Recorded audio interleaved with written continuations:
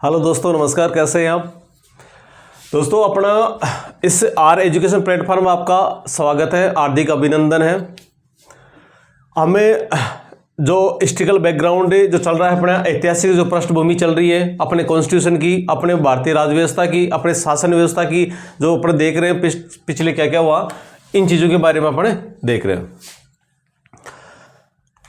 अब इसमें एक चीज़ है, अभी मैंने पिछला वीडियो में आपको डाला था कि 1773 का जो रेगुलेटिंग एक्ट के बारे में मैंने आपको बताया था।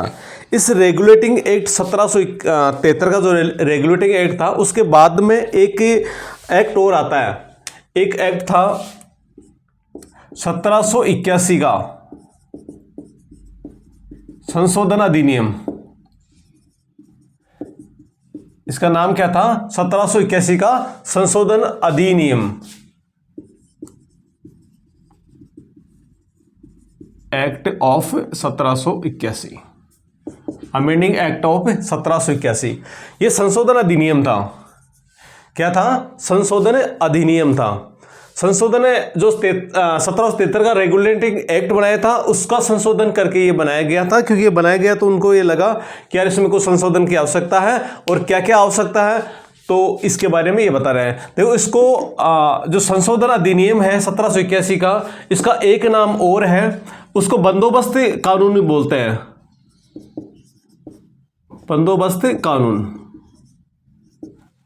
क्या बोलते हैं? बंदोबस्त कानून, act of settlement, act of settlement. इसको एक्ट ऑफ सेटलमेंट के नाम से भी जाना जाता है। कभी देखो, इसमें एक आपको मैंने 1773 का रेगुलेटिंग एक्ट में एक चीज बताई थी। कोलकाता में 1774 में एक सुप्रीम कोर्ट की स्थापना होती है। किसकी स्थापना? सुप्रीम कोर्ट की एक स्थापना की जाती है। इसी बंदोबस्त कानून में सुप्रीम कोर्ट का ही जिक्र किया गया। इसका जो कार्य क्षेत्र है, इसका जो कार्य क्षेत्र है ना, काफी इसको सीमित कर दिया। क्या कर दिया? इसको काफी सीमित कर दिया। और कहां कहां सीमित किया वो आपको मैं बता रहा हूं। एक तो इसमें जो गवर्नर जनरल है, जो गवर्नर जनरल है, प्लस से इसकी जो काउंसिल है, गवर्नर जनरल और जो काउंसिल है, इस काउंसिल और गवर्नर जनरल का जो कार्य है, जो कार्य क्षेत्र है, वो सुप्रीम कोर्ट के जो कार्य क्षेत्र से बाहर कर दिया। मतलब इनका द्वारा जो किया हुआ कार्य आप सुप्रीम कोर्ट में चैलेंज नहीं कर सकते। यानी एक प्रकार से मनमर्जी का कार्य हो गया। दूसरी बात ये करें कि EIC जो ईस्ट इंडिया कंपनी है, हमारा जो ईस्ट इंडिया कंपनी है, इसका जो कार्य है, इसके जो कर्मचारी हैं, इन कर्मचारियों द्वारा जो किया गया कार्य है, वहां उस सीट पे बैठ के जो कार्य किया है इन्होंने, इस कंपनी का जो कार्य किया गया, वो कार्य सुप्रीम कोर्ट के क्षेत्र से बाहर है। यानी इनके द्वारा जो कार्य किया गया उसमें सुप्रीम कोर्ट में आप चैलेंज इनको नहीं किया जा सकता। ये ऐसा इस settlement of act of settlement में प्रावधान किया गया। बात नंबर आगे चले तो इसमें जो राजस्व मामले थे, इसमें राजस्व जो मामले थे, राजस्व मामले जो रेवेन्यू मामले थे, तो इन रेवेन्यू वालों को भी इसमें क्या कर दिया? इस सुप्रीम कोर्ट के क्षेत्र से को बाहर कर दिया। अब रेवेन्यू का यही है मामला कि इसमें टैक्स लेना, उसको वसूल करना, वो सारे मामले थे ना, उनको क्या कर दिया? इस सुप्रीम कोर्ट में आप इनको ले जाके चैलेंज नहीं कर सकते।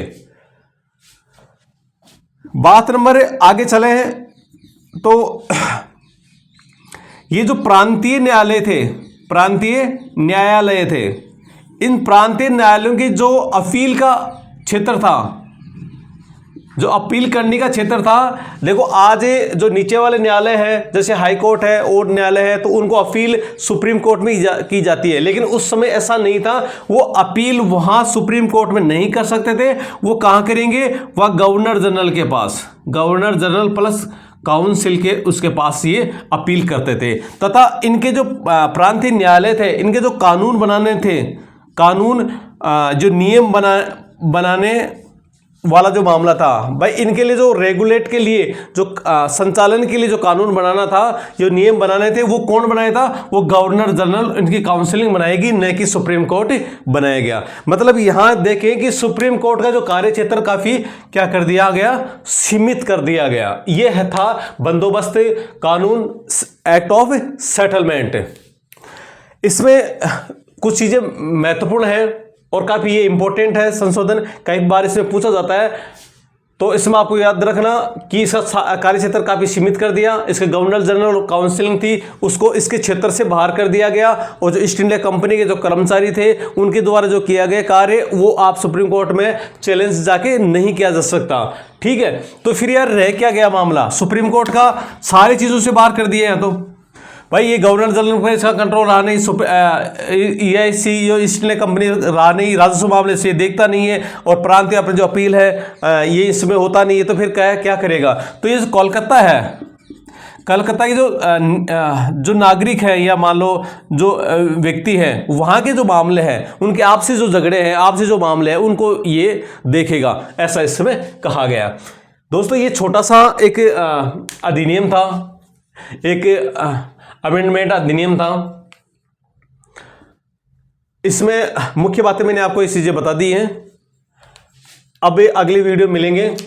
जय हिंद, जय भारत।